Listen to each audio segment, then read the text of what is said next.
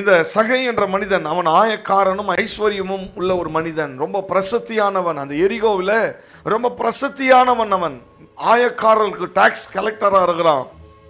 அதிகமாய் வரிய வசூலிப்பான, கொடுக்கிறது அரசாங்கத்துக்கு கொஞ்சத்தை கொடுத்து இவன் அதிகமாய் எடுத்துக்கொள்வான். ஆகவே அவன் ஐஸ்வர்யமான தான், ரொம்ப பெரிய ஒரு பணக்காரனா இருக்கிறான். ஆனால் இவனை குறித்து நீங்கள் வேதத்தில் வாசிக்கிற பொழுது இந்த 19ஆம் அதிகாரத்தில் அவன் இயேசு எப்படிப்பட்டவரோ, எரிகோக்குள்ள நுழைந்த இயேசுவை அவன் காண்பதற்கு அவன் என்ன செய்கிறான்? ஒரு முயற்சி. முதலாவது ஒரு முயற்சி. உறுதியாய் நாம் கடவுளோட இணையணும்னா நாம் ஒரு முயற்சி எடுக்காம என்ன செய்ய முடியாது? அவரோடு உறுதியாய் இணைத்திருக்க முடியாது. நன்றாய் கவனிங்கள். ஆண்டவர் ஆராதிக்கிற அந்த அனுபவத்தை நீங்கள் என்ன செய்யணும்? உங்களுடைய வாழ்க்கையில் நீங்கள் கற்றுக்கொள்ள வேண்டும். ஆண்டவர் உண்மையாய் தேவனை தேடும் பொழுது வேதம் சொல்லுகிறது, அவர் நமக்கு சமீபமாய் இருக்கிறார். முதல்ல இங்க கவனிச்சு பாருங்க, இவனுக்கு ஒரு முயற்சி. நீங்களும் நானும் கர்த்தரோடு உறுதியாய் நாம அவரோடு இணைந்திருக்கணும்னா நிலைத்திருங்கள் என்ற அந்த அனுபவம் எதை சொல்லுது? உறுதியாய் இணைந்திருக்கிற ஒரு அனுபவம், உறுதியா அவரோட சாலிடா இருக்கிறது.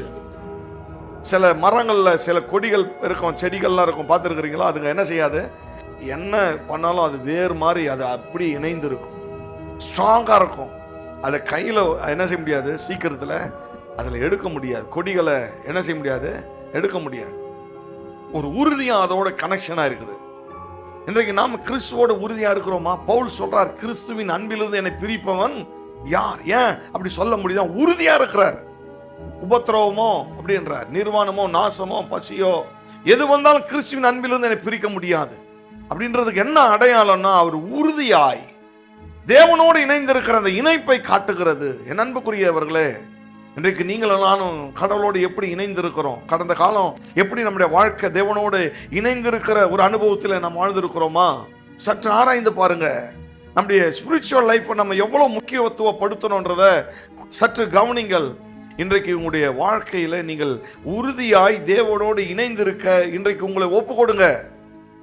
சகோதரர்களே, கர்த்தரோடு உறுதியாய் இணைந்திருங்க.